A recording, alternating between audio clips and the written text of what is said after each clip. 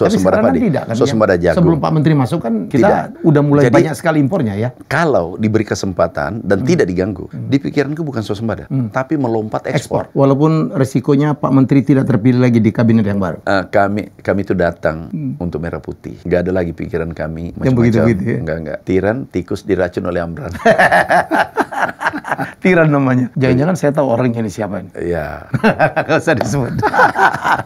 Jangan disebut. Bang Amran. Jangan dipanasi. Jangan dipanasi. Aku kalau ke Jakarta tidur di mana? Di Masjid Istiqlal. Ada foto saya. Saya dikasih nanti. Saya pikir mes apa? Masjid. Masjid Istiqlal. Saya tidur di situ.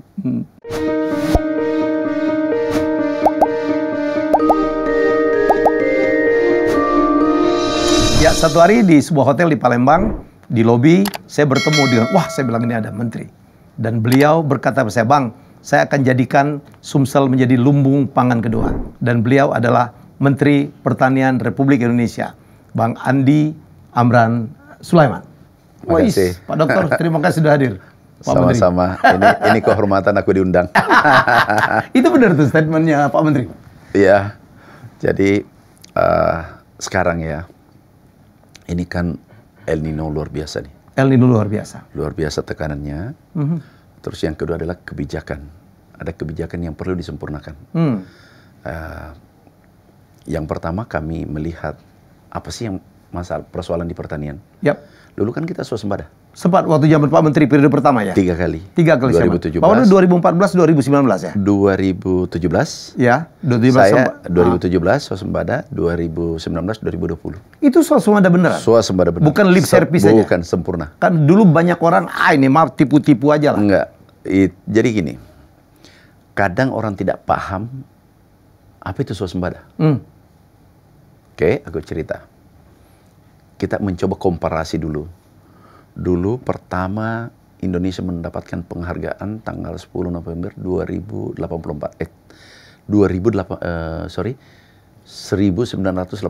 Zaman Pak Harto ya? Pak Harto. Dapat FAO? FAO. Yang di rumah ya? Iya, di rumah. Yang dikatakan swasembada adalah impor maksimal 10% dari total kebutuhan. Oh, itu udah swasembada? Itu swasembada. Jadi boleh impor tapi maksimal 10%? 10%. Oke. Swasembada. Dari kebutuhan? Dari kebutuhan. Dalam negeri, ya. Nah, dulu waktu itu penduduk kan masih 100 juta lebih. Belum 200? Belum 200. Nah, di 2017 penduduk Indonesia kan 260 juta. 270 juta. Itu kita swasembada tanpa impor. Sama sekali? Sama sekali. Penduduk 2 kali lipat. Tantangannya luar biasa, tapi kita swasembada sempurna itu karena tanpa impor. Beras medium, hati-hati. Apa maksudnya beras medium? Beras medium artinya beras yang dikonsumsi masyarakat. Masyarakat, oh. Beras premium, beras medium. Kecuali beras untuk kesehatan, kan ada tuh masuk 100.000 ton, 50.000 ton dan seterusnya. Itu oke? Itu oke karena untuk spesifik kesehatan, untuk diabetes dan seterusnya. Ya. Nah, ini kadang rancu. Masalahnya orang yang tidak paham yang bersuara. Ya, setuju. Jadi, nah kita itu swasembada sempurna. Nggak ada impor sama sekali. 2017. Beras medium. Dikunci ya. 2017, 2019, 2020. Kita impor 2018 karena mau pemilu waktu itu. Untuk pemilu 2018, 2019 kan. Pergantian selalu begitu presiden. Ya Pak Menteri ya? Ya. Ini juga yang diduga impornya karena untuk menjelang pemilu juga ada kepentingan politik ya? Kalau ini enggak. Enggak, yang 2018 pun begitu? Ini El Nino. Ini karena El Nino? El Nino. Oh. Nah, itu El Nino luar biasa. Bukan karena pemilu ya, impor sekarang? Bukan, ini masa tanam. Kami profesional. Orang tahu kan kami anti impor. Dulu kami ribut, nggak boleh impor. Tapi karena ini El Nino tekanannya luar biasa. Kami itu maksudnya Pak Menteri sekarang? Iya. Bang Andi? Iya.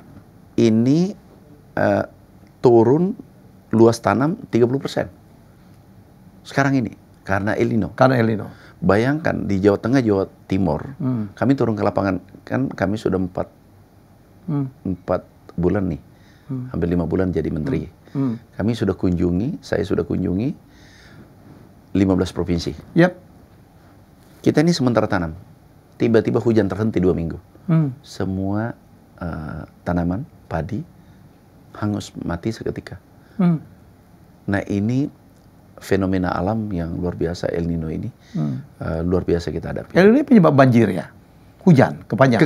Kekeringan. Oh, satu lagi La Nina. La Nina. Ya? Kalau La Nina, ini El Nino. El Nino. Jadi masa kekeringan yang panjang. Kekeringan panjang. Ini mundur masa tanam 2 bulan. Bahkan ini berlanjut.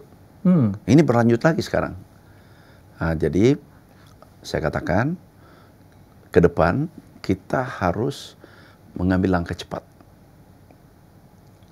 Tidak boleh terlambat. Karena tanaman padi ini tanaman semusim. Tanaman jangka pendek, 3 bulan sudah bisa panen. Nah, kami tadi di Ratas kami sampaikan ada 3 langkah yang kita lakukan untuk solusi cepat menghadapi El Nino. Yang pertama adalah regulasi kami cabut yang menghambat petani, mempersulit petani. Contoh, harus menggunakan kartu tani untuk mengambil pupuk. Sekarang diputuskan tadi oleh Bapak Presiden, cukup KTP. Kami usulkan KTP saja cukup. Yang mau menggunakan kartu tani boleh, yang menggunakan KTP boleh. Juga boleh. Oke, itu satu hal dari segi kebijakan. Yang kedua, kebijakan kedua, ini yang perlu juga kita sempurnakan. Pupuk kuantumnya turun 50%. Dari 9,55 juta ton menjadi 4,7 juta ton. Ya pasti impor, pasti bermasalah. El Nino kemudian diperparah dengan jumlah pupuk. Supply-nya yang berkurang? Iya, subsidi. Itu supply yang pupuk subsidi? Subsidi itu 50%. Nah, alhamdulillah tadi juga, pertama Bapak Presiden saat kunjungan, kami dampingi beliau, kami beri kesempatan pada petani. Apa keluhannya? Pupuk. Setiap kami kunjungi 15 provinsi, pupuk. Itu suaranya tunggal, aspirasinya tunggal, yaitu pupuk.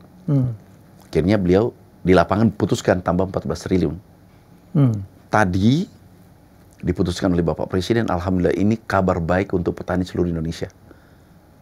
Tadi nih, hasil Ratas tadi, itu pupuk dikembalikan volumenya, kuantumnya posisi semula 9,55 juta ton. Jadi 2 kali lipat naik. Nah, ini kabar gembira untuk petani seluruh Indonesia. Walaupun tadi berantem juga saya dengan waktu di Ratas ya? Ya, biasalah. Oke. Ini kalau demi petani. Demi petani. Apalagi keputusannya? Keputusannya yang pertama pupuk, yang kedua, strategi kedua, tadi kebijakan itu kartu, sudah oke. Ya, dengan ini sudah selesai. Sekarang solusi cepat untuk menghasilkan padi, tanam padi dan seterusnya. Kami melihat potensi Jawa, Pulau Jawa, Jawa Timur, Jawa Tengah, Jawa Banten. Ini banyak sungai besar seperti Bengawan Solo. Itu airnya kan melimpah. Satu sisi sawah yang dekat sungai kekeringan. Ironis kan? Nah, kok bisa? Ya setiap tahun seperti itu. Dulu pernah tahun 2000, kalau tidak salah 2017, itu kekeringan Bojonegoro. Kami langsung kirim pompa 300. Dan itu mengcover 10.128 hektar. Waktu itu. Nah, dengan pengalaman ini, saya katakan, oke, kita refocusing anggaran. Kemudian, fokuskan anggaran untuk membeli pompa, karena ada El Nino nih, kita pompa air sungai, yang semua sawah dekat sungai, kita pompa airnya naik. Kemudian yang jauh dari sungai, kita gali sumur dalam. Sumur dangkal, sumur dalam. Untuk mengairi sawah. Nah ini bisa planting indeksnya, indeks pertanamannya, tanam 1 kali bisa 2 kali. Minimal, bisa 3 kali. Ini langkah cepat. Dan Bapak Presiden setuju. Yang kedua adalah, langkah cepat adalah bagaimana optimasi lahan rawa. Yang seperti di kampung saya ya. Sekarang sudah digarap, sudah 10 hari bekerja. Sudah. Kita harus bergerak cepat. Itu kami target di sana, Sumsel dengan Lampung, itu 150 atau 200.000 hektar. Dan dikerjakan sekarang. Anggaran ini yang ada, sisa anggaran, kemarin, anggaran 2014 kami refocusing. Biaya perjalanan dinas kita kurangi. Biaya seminar, biaya tidak penting, membangun gedung yang tidak penting, itu kami ambil, refocusing, kemudian dahulukan petani. Jadi mencetak sawah baru? Cetak sawah baru dan optimasi. Yang dikatakan optimasi, yang di Palembang itu di Sumatera Selatan, biasanya tanam 1 kali saja. Ya, itu kalau banjir, ya, berhenti tanam. Nah, sekarang kita bangun tanggul-tanggul besar, sehingga kita bisa memanage airnya, bisa tanam 3 kali, 2 kali. Artinya pendapatan petani. Iya, ya. Sekarang udah mulai? Sudah mulai, sudah 10 hari. Kami target. Persiapan atau udah mulai tanam? Sudah jalan sekarang. Tanggul tadi udah dibangun? So, nanti fotonya dikasih. Wow. Nah, Indonesia ini kaya banget, Pak. Oh iyalah. Kaya banget. Tapi sektor pertanian jangan diganggu. Karena ini sektor yang vital, yang berbahaya kalau diganggu. Kalau krisis ekonomi, pertanian itu tumbuh sendirian ya. Krisis kesehatan COVID-19 itu pakai masker beres. Kalau krisis pangan, ini bisa melompat krisis politik, bisa konflik sosial yang terjadi. Perut ya? Masalah perut. Jadi hati-hati dengan pangan. Kami memohon, mungkin melalui tempat ini kami mohon seluruh teman-teman yang terkait dengan pertanian, tolong jangan diganggu sektor pertanian. Ini kondisi El Nino sangat berat. Apalagi dipolitisasi ya Pak Menteri ya? Jangan dipolitisasi. Ini sektor pertanian, tolong jangan ditarik masuk ke politik. Karena ini urusan perut, urusan rakyat Indonesia.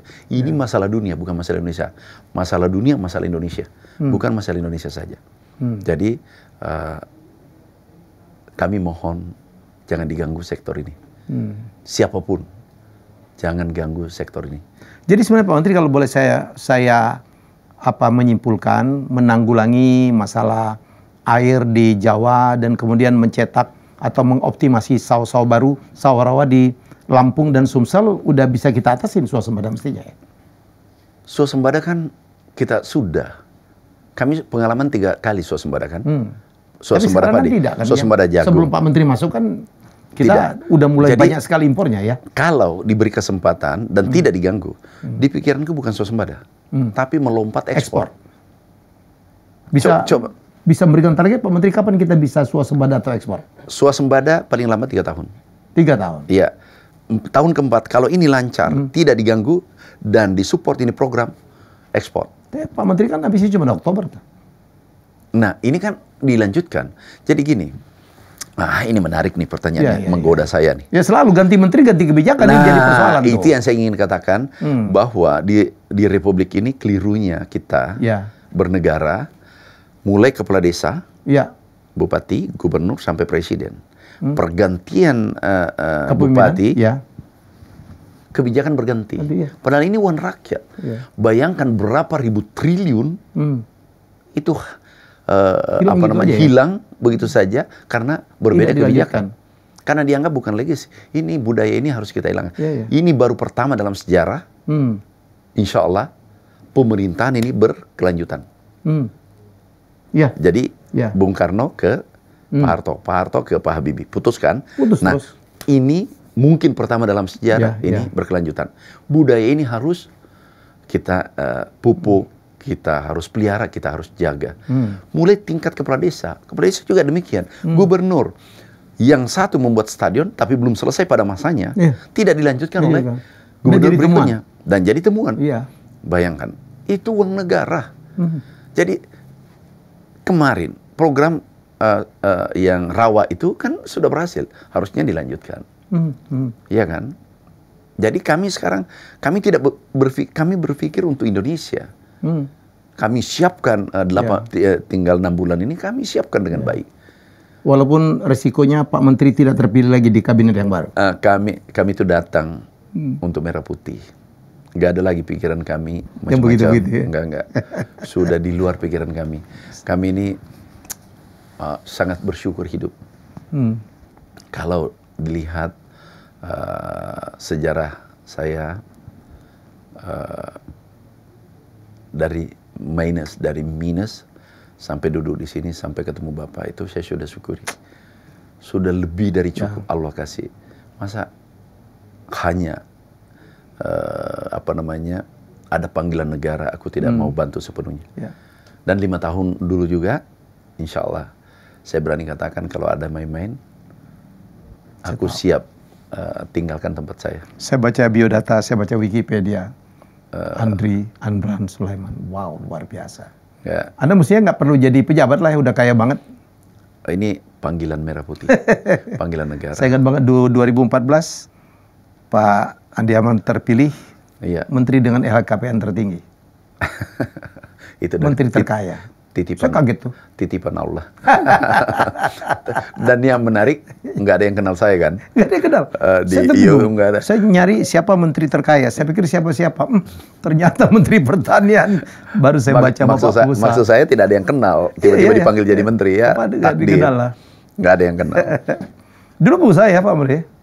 Iya. Pernah pegawai juga ya? Pernah pegawai PTPN? 15 tahun. 15 tahun. Iya. Dosen, kemudian pengusaha. Peneliti.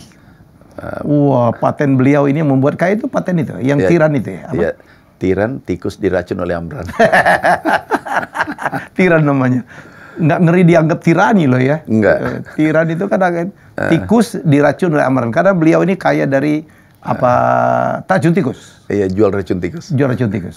Saya berani katakan, canda dengan teman-teman. Insya Allah saya masuk di pertanian hanya untuk merah putih, nggak lebih dari itu. Dan mencari pahala. Cari pahala, Betul? amal jariah, nggak Amal lebih dari jariah. itu. Dan saya katakan semua teman-teman staf, silakan kontrol saya, ingatkan. Ya. Karena Kemarin saya, kan 5 tahun juga begitu. Ya. Bayangkan 5 tahun aku balik, Ya. itu perusahaan sempat minus. Perusahaan Bapak. Iya, PT Tiran-Tiran itu. iya, grup, Tiran. iya. Jadi Benar-benar berkorban ya? ya, Benar-benar berkorban. bukan beruntung. Beruntung malah. Iya, karena beruntung, karena itu amal jariah kan. Itulah tabungan yang sesungguhnya, investasi sesungguhnya. Kita juga mau kembali ya. Kita mau kembali. Jadi orang mengatakan, Wow. kamu merugi. Enggak, justru itulah tabungan sesungguhnya, insya Allah. Mudah-mudahan itu diridhoi. Ya. Nah, kalau dari segi akuntansi, merugi. Tetapi kalau dari akuntansinya malaikat, mudah-mudahan beruntung. Ya. Wow, luar biasa. Jadi, enggak, akhirnya recovery dalam waktu 1-2 tahun. Oke, kan kita ngomongin abang sendiri ya. Iya. Abang kita sendiri gitu. Begitu Bapak diganti oleh abang kita itu, Iya. kemudian terjadilah sesuatu wow yang sangat membuat kita terbelalak gitu ya. Iya. Gimana perasaan Pak Bang Amran? Begini, kalau saya ya, Ya. saya pribadi, tidak ada orang sempurna.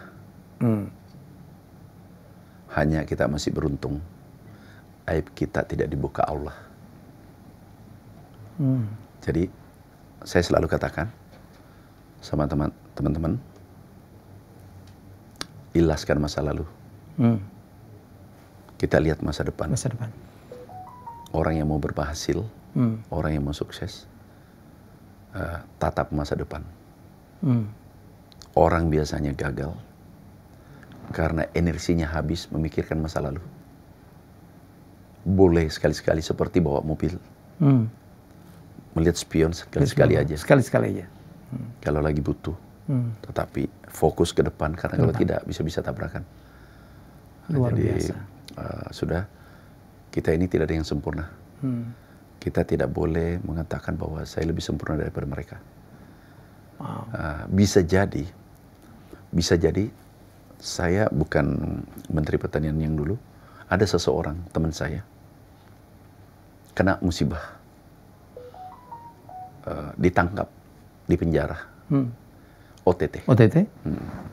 KPK salah satu sahabat saya, tiba-tiba ada sahabat saya satu pesawat di pesawat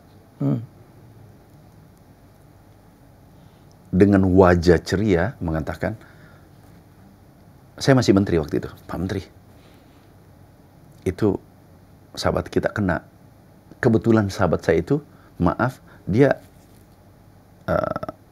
tanda petik kurang respect sama saya dan seterusnya. Tidak dekat lah. Padahal tidak ada persoalan.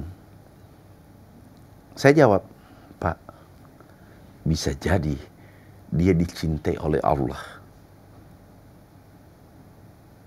Dia ke sana, ibadahnya bagus, pasti khusyuk, yang selama ini terganggu oleh kegiatan duniawi. Di dalam maksudnya? Di dalam penjara. Dia kaget, sahabat saya kaget. Kok gitu? Iya. Itu bisa jadi cara Allah mencintai hambanya. Nah, kita ini tidak tahu. Luar biasa, Pak. Kita ini tidak tahu. Jangan-jangan kita ini lebih banyak dosa kita daripada mereka. Dan mereka punya kesempatan. Allah beri kesempatan yang luar biasa, beribadah, full beribadah. Nggak memikirkan macam-macam. Dan begitu keluar, maaf, tahajudnya bagus. Saya selalu di SMS. Coba, dia sudah berubah. Sebelum, bisa saja husnul khotimah nanti. Sebelum ajal menjemputnya kita. Jangan-jangan dosa kita. Jangan-jangan saya tahu orangnya ini siapa ini. Ya. Nggak usah disebut. Jangan disebut. Jangan dipanasi. Jangan dipanasi. Menurut saya tuh, saya bingung tuh begitu. Ya, abang mau kembali masuk menjadi menteri membantu Pak Jokowi. Menggantikan Bang Sarul. Memimpin kementerian, wah yang gimana gitu. Apa yang membuat Anda kembali? Merah putih, umat.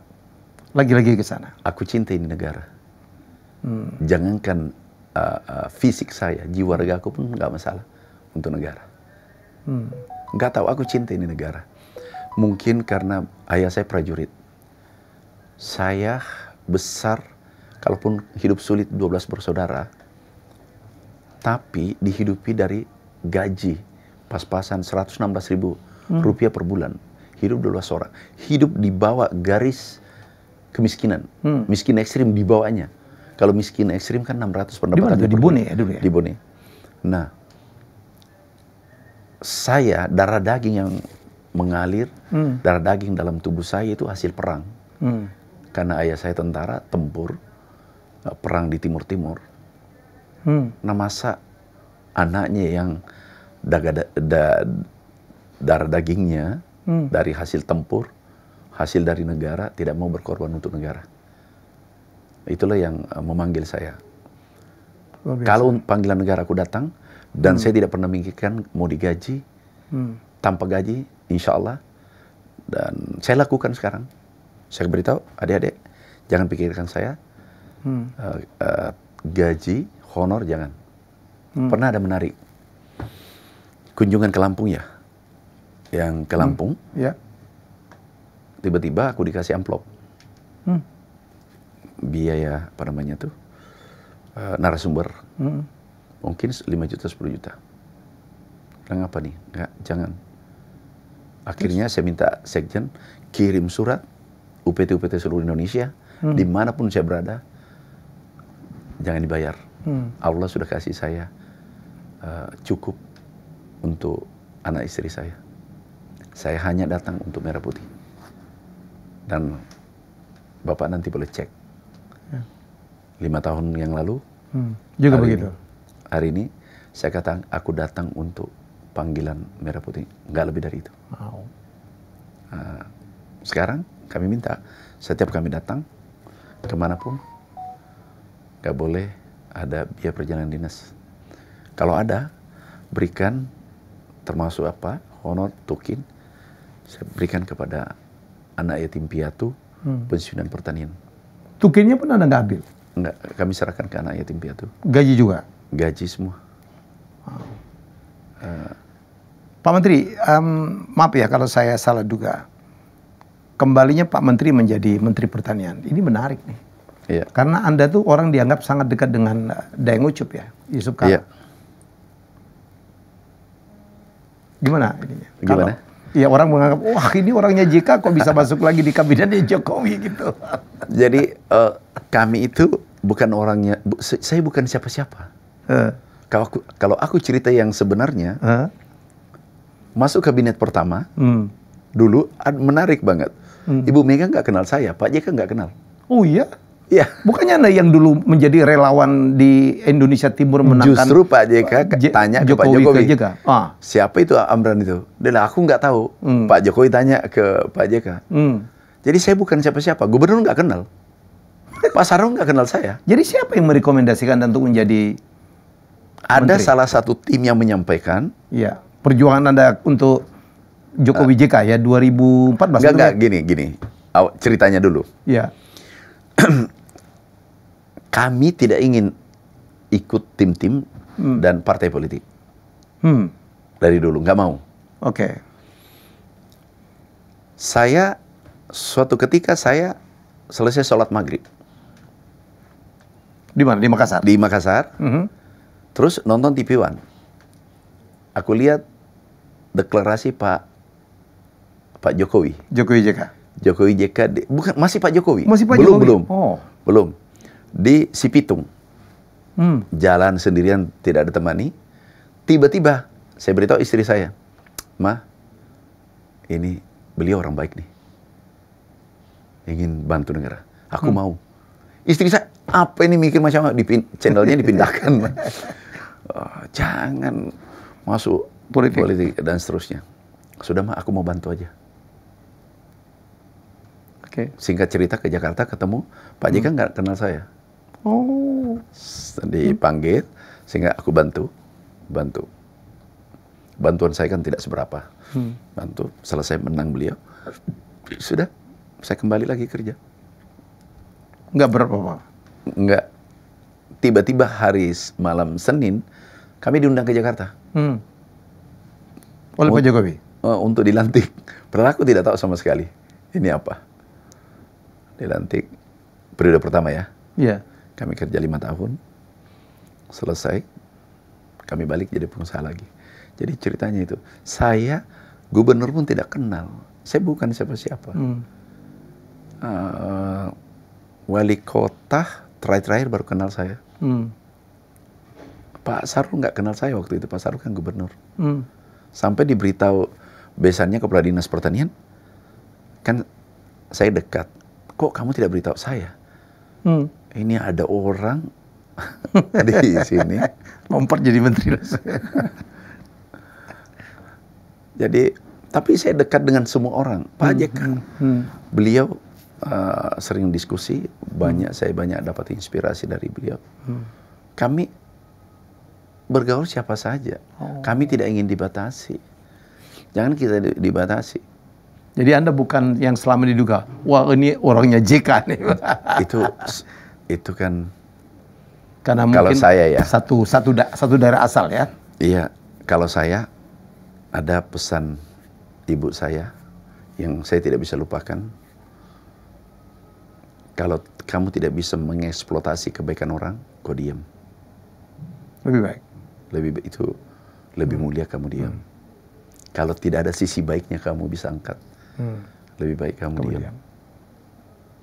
Jadi siapa saja, saya dekat semua. Tapi hari setelah itu dekat dengan Pak JK? Dekat sampai sekarang, dekat. Sampai semua orang dekat. Tapi ada satu hal, masalah prinsip. Kebenaran, menurut kami baik, sesuai Al-Quran, Sunnah Rasul, undang-undang. Kami takut pada Allah, tidak akan goyah. Masa dilarang siapa saja? Saya mau tukang beca, sampai sekarang bersahabat. Pulang, saya ketemu. Petani, dekat. Jangan karena dunia ini mau memisahkan kita. Hablum minan nas, kita mau putus, silaturahmi kita mau putus gara-gara hanya dunia, masalah jabatan, masalah harta, itu kan masalah titipan perbedaan semua. Pilihan ya. Apalagi itu terlalu kecil kalau perbedaan pilihan. Kita damailah. Ya. Perbedaan pilihan itu biasa. Ya. Saya baca ya, wow, karir Anda sebagai pebisnis itu megang 5 paten ya Pak Menteri, betul ya? Iya, paten. Jadi Anda itu sarjana pertanian tapi fokusnya di untuk hama gitu ya, pestisida, hama babi, hama tikus, macam-macam. Dari situ Anda dapat kekayaan ya? Betul lah ya? Iya. Alhamdulillah. Jadi alhamdulillah, ya titipan semua. Titipan semua. kutipan. Dulu saya meneliti tikus. Saya berpikir, saya orang kampung. Saya tinggal di kos-kosan. Hidup saya susah. Terus apa yang saya bisa buat untuk masyarakat? Oke. Saya mencoba meneliti mangga, meneliti fumigasi, meneliti biogas, macam-macam masalah pupuk. Terakhir tikus, terjadi serangan tikus, aku teliti 3 tahun. 3 tahun. Dan 13 tahun bertembus. Jadi 13 tahun. Jadi termasuk mengejar izinnya tuh ya? Izinnya. Aku kalau ke Jakarta tidur di mana? Di mes. Masjid Istiqlal. Ada foto saya. Bisa dikasih nanti. Saya pikir mes apa? Masjid. Masjid Istiqlal. Saya tidur di situ. Tidur di situ, naik kapal laut, ke sini buruh hak paten. 13 tahun baru menghasilkan. Jadi sukses itu tidak mudah. Yang saya tahu, kalau mau sukses, mimpi besar, action, persisten, menjadi habit, sukses. Yang paling sulit di antara tahapan ini adalah persisten. Persisten. Bertahan ya. Itu yang paling sulit. Memulai mudah. Mimpi mudah. Betul. Jadi gagasan itu mudah. Mimpi itu nggak bayar. Mimpi gampang. Tapi action memulai gampang. Tapi persisten menghadapi challenge, menghadapi tantangan, obstacle begitu banyak. Gak mudah. Tuh dengerin ya. Jarang orang. Di situ kuncinya. Siapa yang bisa bertahan ya? Itu siapa bisa bertahan. Itu yang sukses. Siapa bisa bertahan di laut lepas ombak besar. Ya. Dan menyeberang. Nah, itu petarung. Jadi. Oke. Setuju. Wow, ini. Kalau kayak gagasan mudah. Gagasan tanpa action nol.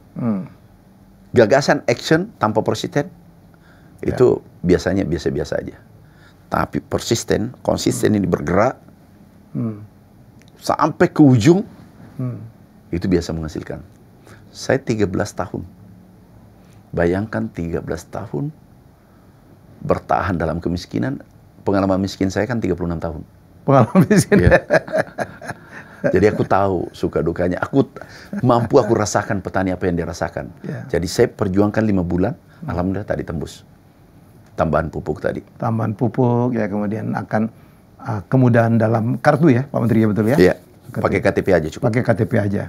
Benih nggak ya? Nggak ada masalah. No issue. Nggak masalah. Sekarang pupuk masalah isu utama pertanian. Pak Menteri, urusan kita pertanian kan bukan aja urusan beras ya, walaupun beras yang utama.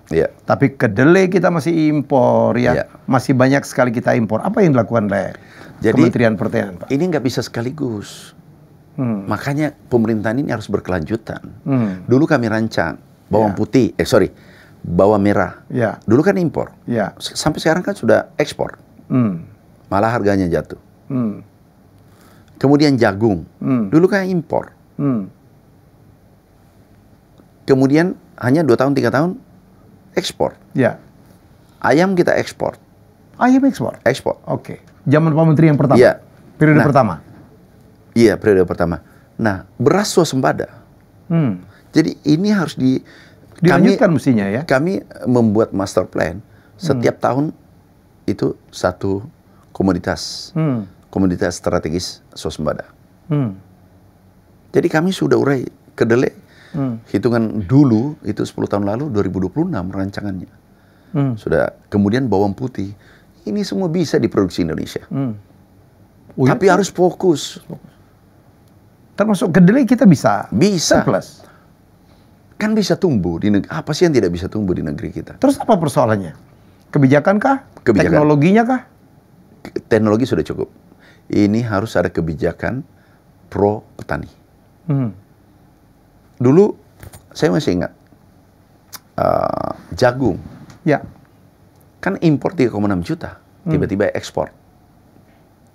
Itu kebijakan kami keluarkan atas arahan Bapak Presiden.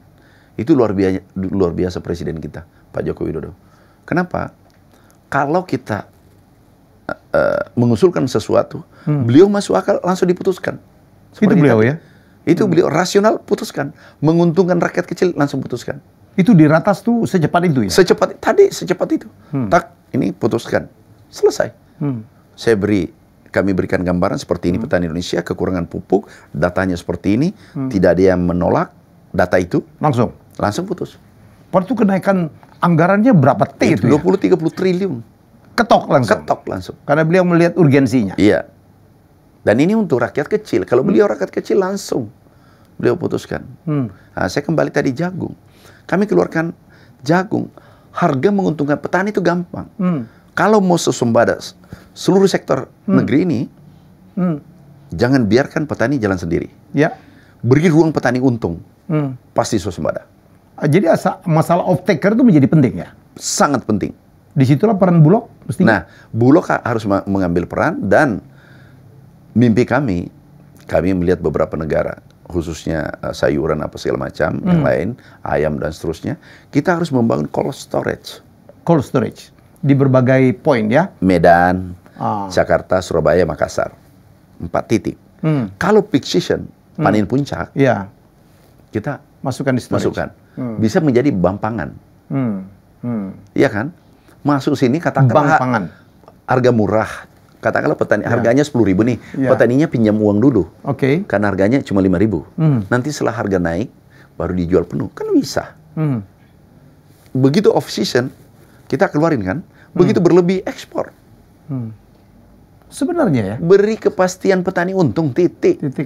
Iya, biasa panen apa namanya itu? Sayur-sayuran, tomat, membusuk, bangkrut petaninya. Iya.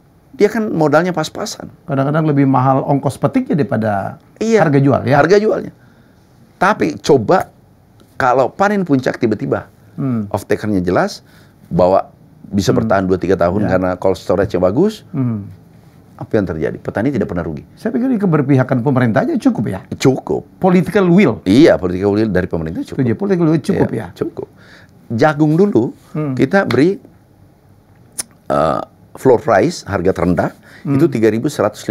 Dulunya biasa 1.000-2.000 jatuh kan. Itu udah untung 350. Sudah untung waktu itu. Nah, sekarang mungkin 4.000-5.000 kalau tidak salah. Tahu apa yang terjadi? Kuburan ditanami. Segitunya ya? Segitu. Jadi nggak perlu disuruh-suruh orang? Nggak perlu disuruh. Yang penting menguntungkan. Petani itu. Itu pintar bisnis itu. Kalkulatornya juga jalan. Termasuk ini untung. Pak Menteri, kan sekarang ada isu bahwa anak muda nggak mau jadi petani. Nah, itu karena satu itu masalah. Ya kan. Tapi kalau menguntungkan, saya pikir semua akan balik tuh. Kalau anak muda, kami buat program baru. Kami membangun kawasan pertanian modern. Itu di Sumatera, yang tempatnya Bapak. Itu percontohan. Di Sumsel? Di Sumsel. 100 hektar pertama, 100.000 hektar. Kami ingin 100 hektar 100.000? 100.000 hektar. Ini kami ingin, kawasan ini, itu milenial yang kelola. Kami mau terima 5.000, 10.000 orang. Tapi alat yang kami berikan adalah miliknya mereka. Sebentar, syaratnya apa? Nggak ada. Cuma mau tinggal di situ, mau bekerja. Jadi kita membangun manusia. Saya ulangi ya. Ini mimpi kami, sekarang sudah berjalan nih, sudah 10 hari. Kami ingin bangun kawasan pertanian modern. Mulai pembibitan, tanam, mengolah tanah, panen, RMU, packaging. RMU itu apa? Rice Milling Unit, processing, penggilingan. Processing. Nah, ini semua itu satu paket. Sehingga biaya turun 70%, 60%. Untungnya bisa naik 2 kali lipat. Pemuda tertarik karena menguntungkan. Kemudian tidak identik dengan kotor karena semua peralatan. Dan ini, kawasan ini, kami ingin sejajar Taiwan, Jepang, Thailand. Paham maksudku? Untuk 200.000 ini. Kalau ini pemuda ini berhasil, ini bisa... Copy paste saja kan? Ya, langsung ke Jawa Timur, Jawa Tengah.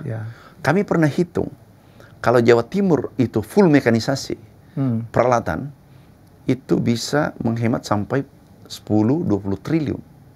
Biaya per tahun. Biaya apa yang dihemat? Biaya pengolahan. Gini, contoh. Kalau tanam kan menggunakan 20 orang nih. Per orang per hektar. Kalau menggunakan alat kan satu. Hanya 4 jam, 5 jam. Sudah selesai tanam. Satu. Ngolah tanah. Kalau pakai sapi kan lama tuh. Kemudian panen, bisa 20 orang. Kalau menggunakan combine harvester, alat panen tuh, yang kita buat sendiri, itu kan cuma bisa palingan 2 jam, 3 jam selesai. 1 orang? 1 hektar. Satu orang saja. Operator? Iya. Jadi, kita tidak akan mampu bersaing negara lain kalau tidak menggunakan teknologi. Yang membuat tertarik milenial, pemuda, adalah untung, kemudian dengan teknologi. Kalau kita tanam menggunakan drone, itu kan senang milenial tuh. Ya. Tertarik, pasti tertarik. Teknologi gitu ya? Nah, kami ada pemuda, namanya Gempita, Gerakan Pemuda Tani Indonesia. Itu kami dulu sampai 1-2 juta orang ikut. Nah, ini harus, kalau dia tidak menguntungkan, tidak mungkin. Mau didorong-dorong pun dorong nggak mungkin. Tetapi kalau menguntungkan, dia yang tarik kita. Seperti tadi, karena menguntungkan jagung, yang ditanami pinggir jalan di Lampung tuh, yang di Jogja itu di kuburan, yang di Sumatera di bawah sawit, yang di Sulawesi Tengah itu di bawah pohon kelapa. Kebijakan itu harus berpihak pada mereka. Wow. Beri ruang untung pasti. Senang mendengarnya Pak Menteri. Beri ruang untung, negara bangkit, swasembada tercapai. Tapi ini agak-agak padat modal ya Pak Menteri, sangat padat modal ya. Padat modal itu selalu dikritik tidak menyerap tenaga kerja yang banyak ya. Bagaimana menjawabnya? Nah, itu mudah. Terjadi transformasi sosial. Yang kerja di pembibitan mereka, jadi yang tadinya kerja tanam nih, bertransformasi menjadi mekanik, menjadi bengkel, kemudian kerja di RMU, kerja di packaging. Jadi kita tidak boleh, masa harus bertahan itu? Nggak mungkin dipertahankan ya padat. Nggak mungkin lah. Kalau orang tidak semuanya udah mekanisasi, modernisasi. Modernisasi ya. harus seperti di Amerika itu, berpuluh-puluh hektar kerja cuma 1 orang. Satu orang. Makanya kaya raya petani di sana ya.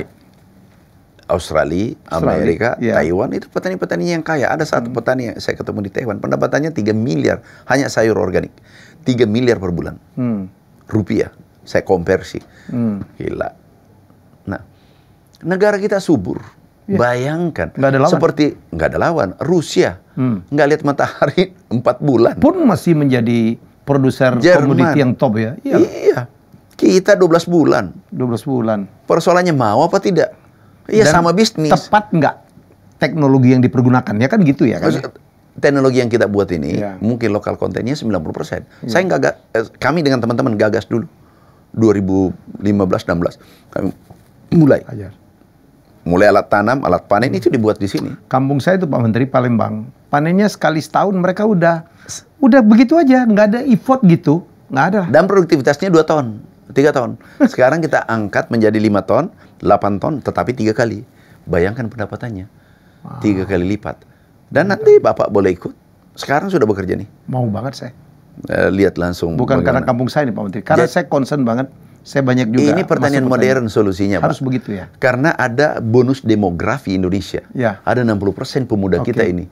Kalau ini masa emas ini lewat merugilah negeri kita, lewat kita. Belum lagi kalau produktivitas kita naik, perekonomian kita menaik, kan multipliernya kan kemana-mana. Kemana-mana. Bukan hanya di sektor pertanian, betul Pak Menteri ya? Waktu COVID, yang bertahan pertanian kan? Pertanian, iyalah. Tumbuh positif. Betul, betul. Tapi, dan ini nantinya kita hilirisasi. Hilirisasi bentuk. Kita lakukan hilirisasi. Diproses lebih lanjut, ya tidak jual mentah lagi. Tidak jual mentah lagi. Keren. Menarik ini pertanian. Tapi itu kan di kampung, di kota pun urban farming segala macam menjadi tren juga ya Pak Menteri? Iya, ada program hidroponik. Itu namanya dulu KRPL. Apa itu? Pangan Lestari. Jadi saran nih, dulu kami bagikan bibit cabai gratis. Di pekarangan rumah kan pakai pot aja tuh. Pakai pot ya. 10 batang aja kan sudah tidak beli cabai. Bayangkan kalau penduduk 10 juta tanam cabai 10 pohon. Itu 100 juta pohon cabai. Buahnya berapa miliar tuh buahnya. Baru cabai doang tuh ya? Baru cabai. Belum tomat, belum apa ya. Berarti nggak inflasi lagi kan? Iyalah. Belum kangkung, belum apapun ya. Nggak inflasi lagi kan? Iya. Kan ada tuh hidroponik dan seterusnya. Yang penting mau. Ya. Ini kalau di Indonesia ini alamnya terlalu kaya. Persoalannya itu yang bikin malas. Mau sukses? Iya. Kan begitu kan? Itu bikin malas. Kalau mau sukses, mau kayak gampang banget di Indonesia. Mau asal mau. Asal mau. Mau bekerja keras. Dan yakin. Semangat saya. Dan yakin apapun kita kerjakan, termasuk yang Bapak kerjakan. Kalau konsisten dan kreatif, cerdas, pasti maju pesat. Kalau sapi kan kita sampai sekarang impor ya. Apalagi susu nih. Pak Prabowo insya Allah kalau menang nih dilantik kan akan lanjut tuh. Makan siang gratis yang banyak dikritisi orang. Saya bilang ini bukan jangan lihat makan siangnya yang perlu APBN ratusan triliun. Itu multiplier efeknya gila ya kan. Ke petani, peternak, UKM yang masak. Kan begitu Pak Menteri ya? Bapak bayangkan anggarannya berapa? 400 triliun. 470 triliun. 470 triliun. Sekitar ya. Itu bergerak ya. Di desa. Iya, menggerakkan perekonomian. Menggerakkan ekonomi desa. Dan itu pertumbuhan ekonomi bisa pacu dan tidak tersentralisasi. Karena sampai desa-desa kan. Dibagi-bagi semua ya kan. Kemudian apa yang terjadi nanti? Tumbuh peternakan. Peternakan ayam. Sapi. Perikanan. Sapi. Kambing untuk susu. Bayangkan kalau 5 tahun ini bergerak di desa. Wow. Itu ekonomi tumbuh. Jangan lihat. Ini kan makanan gratis kan produk akhir. Makanan gratis itu komposisinya ada susu, ada telur, ikan, ada telur, ada nasi, sayur-sayuran. Ini satu. Ekonomi ini bergerak di desa. Dan itu ada, bahan bakunya ada di desa semua. Susu ada. Saya bingung ada yang melecehkan gitu. Betul kata Pak Menteri. Orang ini nggak banyak tahu, ngomongnya banyak. Yang tahu banyak malah nggak ngomong. Tapi biasanya yang saya pahami, kalau orang yang narasinya bagus, biasanya kerjanya kurang bagus. Gitu. Perhatikan orang yang eksekutor, diam, senyap, menghasilkan. Tapi yang ngomongnya banyak, tapi ngomongnya tuh yang nggak berkualitas gitu. Nyindir, mengkritisi gitu. Biasanya, aku tambahkan dikit. Orang yang memperhatikan nasib orang, memikirkan nasib orang, tanda petik. Memikirkan keburukan orang itu, otaknya itu biasa dipenuhi yang negatif. Hasilnya negatif. Coba perhatikan. Teman-teman yang berhasil, aku perhatikan itu diam. Diam. Mengamati. Kayak Jack Ma, coba lihat.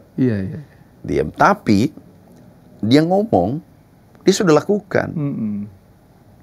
Ada orang banyak ngomong berkualitas. Oh ini. Tapi kalau orang sibuk memikirkan nasib tetangganya, itu biasanya sibuk memikirkan program temennya. Wah itu urus dirimu, urus programmu. Karena prinsip saya dimanapun berada di Indonesia, sektor mana saja kita bisa berbuat untuk negeri ini. Dimanapun. Bukan nanti kalau jadi pejabat terlalu picik tuh pemikirannya. Berbuatlah di mana Anda berada. Bayangkan kalau kita bergerak bersama-sama untuk Merah Putih. Negara yang subur kayak gini. Subur. Demografinya keren banget ya. Luar biasa. Orang iri lah melihat kita ya. Jumlah penduduknya, jumlah anak mudanya. Negara lain iri lihat negeri kita. Kayak sumber daya alam. Makanya banyak orang yang kepengen negara lain kepengen merusak. Iya. Mereka akan dirugikan kalau Indonesia maju. Pak. Saya yakin. Hampir pasti tidak ada negara ingin melihat Indonesia negara maju. Kenapa? Pasar 270 juta. Pasar pangan, pasar teknologi, pasar semua. Ini pasar besar. Hilang pasarnya kalau kita produksi sendiri. Pangan aja kita produksi sendiri, itu hilang pasarnya mereka. Saya masih ingat waktu swasembada jagung, hilang pasar mereka. Pasti keberatan mereka. Pasti. Ya sama dengan Bapak, pasarnya hilang. Katakanlah dagang apa, dagang bawang atau dagang kue, tiba-tiba pasarnya hilang. Gimana yang Bapak? biasa beli dari kita ya? Itu dari, ya itu miniaturnya negara. Di antara kita saja. Tidak ikhlas negara lain, kita ini menjadi negara maju. Tapi kita harus mandiri, berdiri kaki sendiri. Dan Indonesia pasti bisa. Pak, saya berharap Bapak lanjut lagi di periode berikutnya. Saya ngerinya pengganti Bapak tidak melanjutkan lagi. Aduh. Enggak, saya... Kayak di pom bensin katanya Pak. Jadi tiap kali masuk dinolin lagi gitu. Kalau di, insya Allah nih, ini saya aja nih. Kata orang yang macak-macak gitu ya. Kalau Bapak diminta lagi, tetap demi NKRI? Kami fokus kerja aja dulu. Ini saja kerjaanku di depan berat banget nih. Tadi selesai ratas nih, mulai pagi nih jalan nih. Sudah menunggu lagi pekerjaan berikutnya. Fokus kerja, kami siapkan pertanian dengan baik. Program-program kebijakan yang mengganggu kemarin, sudah berapa kami ubah. Kebijakan melalui permentan kami sudah cabut. Kemudian kebijakan pemerintah, masalah pupuk sudah, KTP sudah, kemudian pompanisasi sudah, optimasi lahan gambut sudah beberapa kita kerjakan sekarang. Bapak nyentuh atau mendorong juga masalah pembiayaan ya? Atau banyak juga petani-petani juga butuh pembiayaan? Iya, itu KUR atau apa melalui gitu? KUR nanti. Melalui KUR ya? Tetapi walaupun bukan wewenang Bapak ya? Kita gandengan dengan pihak perbankan. Tapi begini, KUR ini bisa dimanfaatkan oleh petani kalau petani untung. Kalau tidak bakalan macet. Dan buang garam ke laut aja. Jadi kita siapkan benih unggul, insentif untuk petani, bibit unggul dia gunakan, kemudian teknologi, insentif dari pemerintah. Kalau dia sudah merasa untung, sudah bisa ambil kredit. Kita mengedukasi dulu mereka. Ini ternyata untungnya bagus dan seterusnya. Baru dia berpikir untuk edukasi kan perlu banyak penyuluh ya Pak, betul ya? Penyuluh ya, termasuk menggunakan teknologi itu kan perlu banyak penyuluh. Pak Amran udah siapkan itu? Sekarang 50.000. 50.000. Cukup? Kita masih butuh 40.000. Ya, masih banyak sekali perlukan ya. Baru separuh. Tuh kan lapangan kerja lagi kan? Iya, lapangan kerja. Ini program makan gratis ini luar biasa dampaknya nanti. Karena ini dibayangkan catering, warung terbuka, warung-warung UKM, ibu-ibu Karang Taruna, saya udah bilangin juga lah. Dan masyarakat nanti sudah tidak pusing lagi anaknya sudah makan siang. Sama mengatasi stunting kan? Stunting. Tujuan utamanya itu sebenarnya. Stunting. Karena nggak mungkin kita bisa bertarung 2045 kalau SDM kita yang anak-anak muda dalam keadaan stunting. IQ-nya rendah-rendah. Orang nggak banyak tahu kalau IQ kita terendah di ASEAN. Nggak banyak tahu. Dipikir kita tuh lebih pintar dari Vietnam, dari Laos. Oi, come on, udah lewat itu zaman. Ya betul ya Pak? Banyak nggak tahu. Nomor 10 Pak, sedih sekali. Laos, tapi ini solusinya nanti. Ya. Dan multiplier efeknya itu kalau pelihara, katakanlah ini makan gratis sudah bergerak. Coba yang secara tidak langsung, ini kan langsung tadi. Yang tidak langsung, ada yang beternak. Kan jual ayam nih, ada pelihara ikan. Kalau ini petani Indonesia, kalau ini melihat untung, dia akan bangun juga. Nggak usah disuruh ya? Bukan dijual ke sini, tapi dijual ke pasar. Nggak usah disuruh. Nggak usah disuruh. Karena kalau dijual nanti untuk makan gratis, pasti untung kan? Pasti untung. Intinya di sana. Setelah itu yang lainnya ikut. Ini luar biasa nanti. Pergerakan ekonomi di desa luar biasa. Amin. Pak Menteri, mungkin ada closing statement, tapi yang jelas untuk para petani ya, ini kabar berita baik. Beliau baru saja ratas tuh. Saya agak delay nunggu karena beliau udah ratas. Wah gini. Tapi beliau tadi ketemu saya, dia happy banget. Karena perjuangan beliau dikabulkan oleh Presiden, oleh peserta ratas ya. Dan didukung oleh Pak Prabowo tadi, Pak Menhan hadir juga. Gitu ya.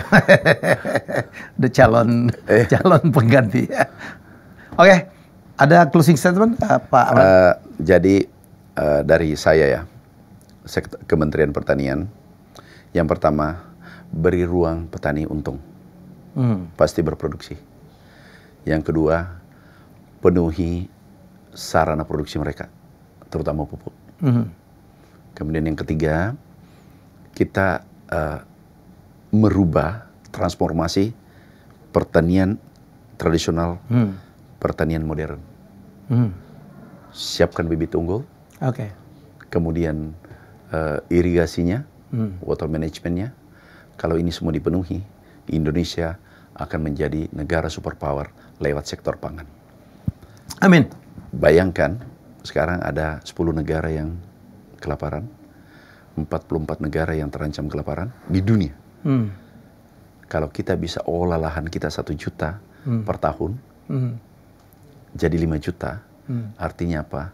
Kita bisa memberikan makan pada yang kekurangan makan tidak mampu beli sebagai bentuk kemanusiaan, kemudian menjual secara komersil pada negara-negara yang butuh beras, ada kurang lebih 40-50 negara. Artinya apa?